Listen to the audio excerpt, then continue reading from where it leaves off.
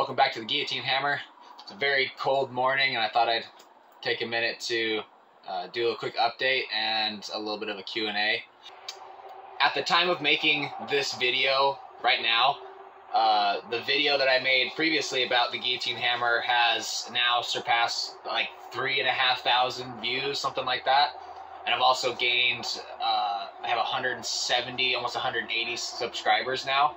And while compared to bigger channels out there, I know that doesn't seem like a whole lot, but it seems like a lot to me because this is something that is very important to me, and I'm glad that a lot of people are out there and that you're enjoying it. So I wanted to thank everybody for all the positive support. I've got lots of great comments and tons of new subscribers. So welcome to the channel. I hope that you enjoy your stay here and you enjoy the weird machines that I'm building. As far as updates go, I painted the treadle hammer. The Guillotine hammer is painted. I went with brown and black. Second update is I found out, this wasn't intentional, but the shanks on my dies fit perfectly in between these two rails, and they now hold all my dies. Earlier they were just all scattered all over my workbench there, and it was really frustrating. They would just get in the way all the time. So now I have a dedicated place to put them. Again, that wasn't the original plan. That's just kind of worked out that way, and I like it. The hammer's now in its final resting place. This is probably where it's going to be for the rest of its life, or the rest of the time that I have it. So quick Q&A. I just wanted to answer a few questions. Lots of great questions in the comments. Again, thank you guys for all the support and all the positive feedback. But some really good questions, and I'd like to kind of cover those. I messaged everybody back the best I could and answered a lot of those questions already personally, but I kind of like to bring up some of those good questions because I think they'd be worth talking about. The question that I've gotten most commonly is, when will digital plans be available for the Guillotine hammer? I appreciate that everybody is enjoying the hammer so much and they want to build their own. But as far as plans go, I would like to draw up some digital plans and make those available to everybody. A few of you have even offered to pay for them, and I appreciate that.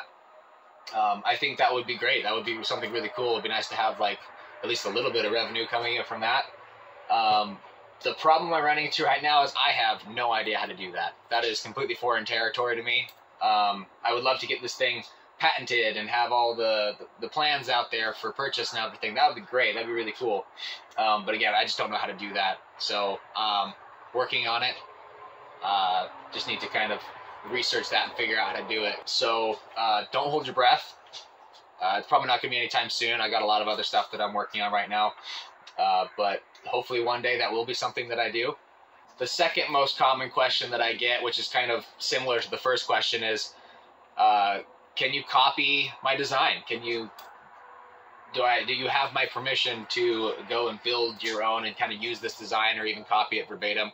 Absolutely. Go right ahead. If you want to build something like this, I would not be offended one bit. I would be honored. So thank you for the support, and have at it. Have fun. I've already had a few people, some great comments that have come in saying that even in the last 4 weeks that I posted that video, they've already built their own stuff, or they're in the process of building their own hammer. Some of them, they're copying pretty close to the same design, and others have completely changed it up and kind of just kept the same idea of how it works, but changed it up quite a bit.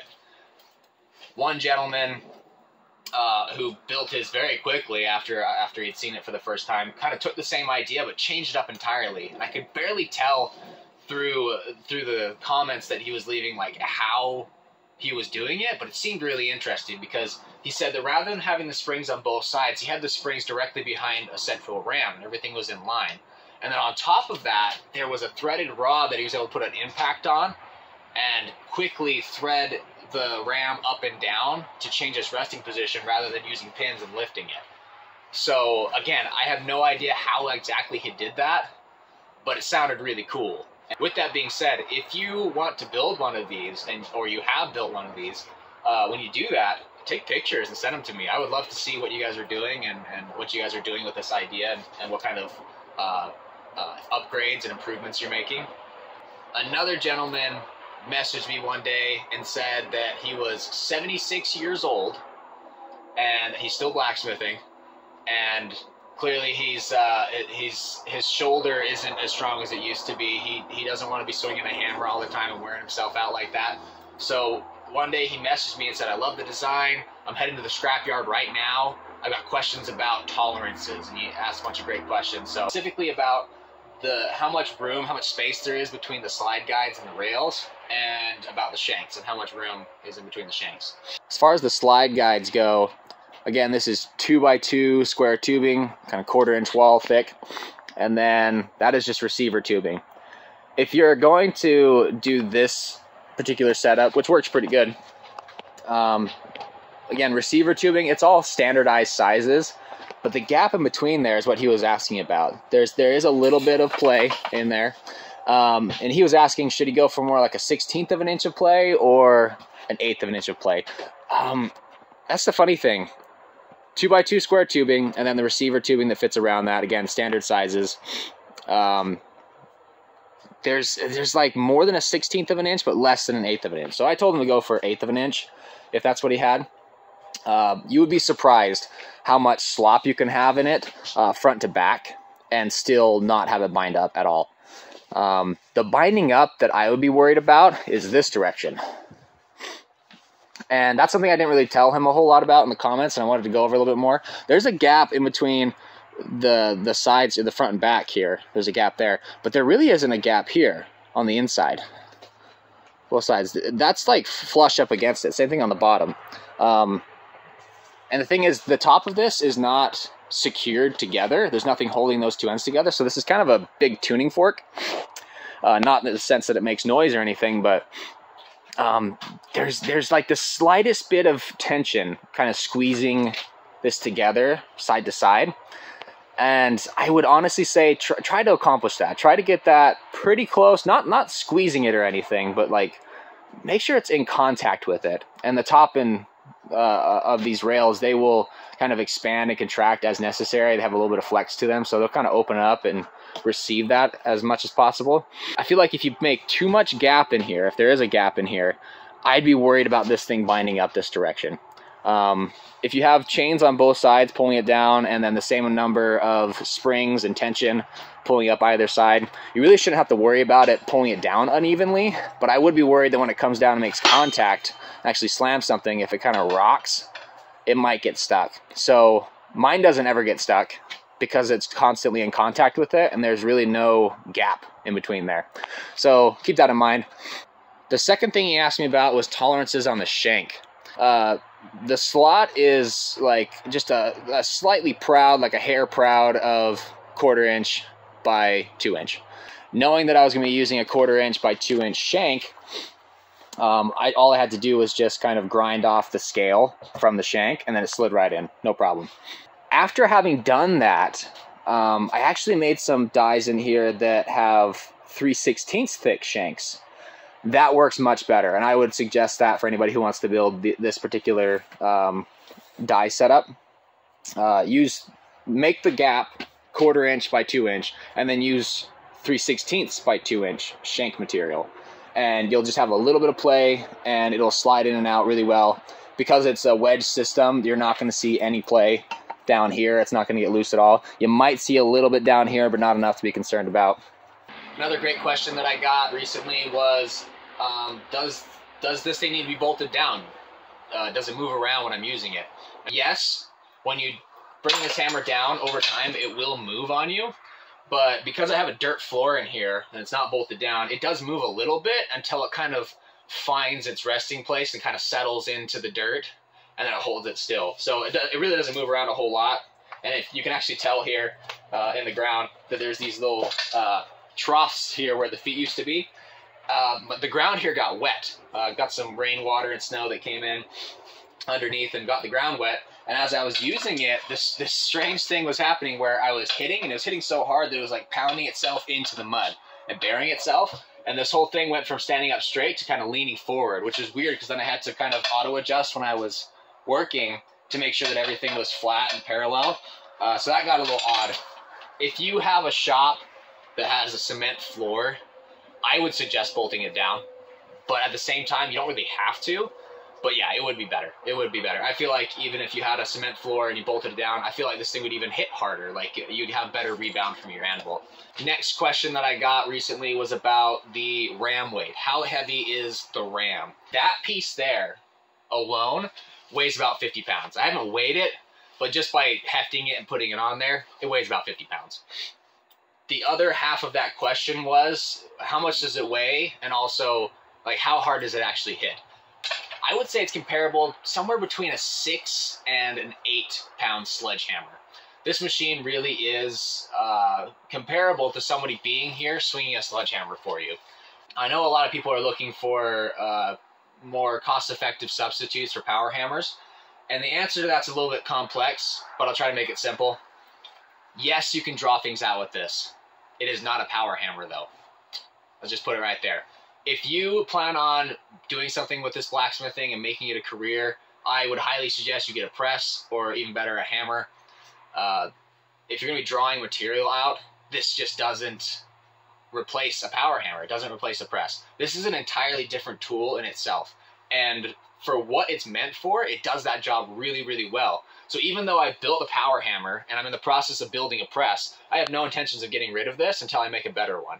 And the reason for that is I don't have somebody to swing a sledgehammer here for me. So there's a lot of processes as a blacksmith that it's very beneficial to have somebody here to swing a sledgehammer for you. Because I don't have that all the time, it's nice to have this. With that being said, you can draw material out with it. I think the biggest material I've drawn out with this treadle hammer is about like 1.5 by 1.5 square. And that's not like drawing it out, that's like drawing like a wedge on the back of like a hammer. To make a cross beam. So I've done that before. But a few things to keep in mind is just that, you know, that's going to be tiresome. It's going to wear you out. Yes, you can do it, but it's definitely a secondary function. I have all these dies here. I've got like fullering dies and flaring dies and then just drawing out dies. And I use that for a lot of different stuff, but there really is kind of a maximum that you can do with this. There's certain things that you just can't do. So the main purpose this tool was built for was to allow me to use top tools in a much more efficient manner, and it does that really, really well. It does that phenomenally, honestly. It does it better than I would have expected. Another interesting question that I got about this was, someone recently asked, wouldn't it be better if you took all of the weight of the ram and put it in line, like you'd see on power hammers traditionally these days? Wouldn't it hit harder if the material was directly in line with the die? I would say, like, yeah, technically, if you put all the weight directly behind the die, I think the machine would move a little bit more efficiently. I don't know, like, to a certain extent, I'm sure you could calculate it out with math and prove that is the case. That if you put all the weight behind it, it would hit harder. But I feel like the difference is just so minimal that there's no point of redesigning all of this just to get this tiny little bit of extra velocity.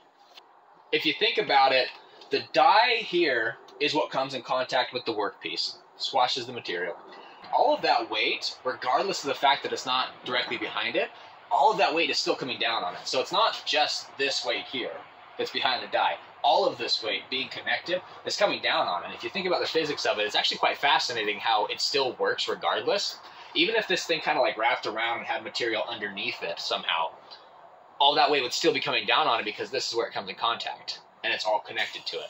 So I think it's a fascinating concept, and it's a little out of the norm. It's not the tradition. The tradition is having the weight directly behind the die. Some other people have asked recently, how difficult is this thing really to operate? Like, how practical is it really? Again, if you're trying to draw material out with it, that's a workout. That is a workout and a half. And I feel like, again, it's a secondary function. It totally does it, but it really is going to require a lot of physical stamina and strength from you. It's going to take a lot on your leg. But there have been days where I've just been hammering away with my arm, and I'm going and going and going, and it's working, but my arm gets tired. Before I built this machine, I would have had to stop then and just stop forging. But instead, I just come over here and try to make it work on this, and then I'm able to put a lot of that extra work on my leg, and then still continue to work and still continue to produce. So it is a benefit to have this, but it is a workout. You have to accept that. it's far less of a workout when you're using top tools and things, butchers and fullers and punches. Not a workout at all. It's when you go to draw material out, that's a workout, and it takes a while, but it's a whole lot faster and more convenient than just doing it by hand. But I've had a few people ask me, hey, I'm a little bit older, or I had one gentleman ask me, say, I'm a retired veteran and I would like to build one of these, but I plan on like sitting on a tall chair and pumping it like that. I'm sorry, but I really don't think that's going to work for you. Like, this does require a bit of physical stamina, and it also requires you to be able to balance on one foot pretty well, because you've got to be able to put your whole body into it and really bring it down. If you can't do that, I don't think this machine's going to work for you. I'd suggest saving your money, getting yourself a press or a power hammer, because that's just going to do you a lot better.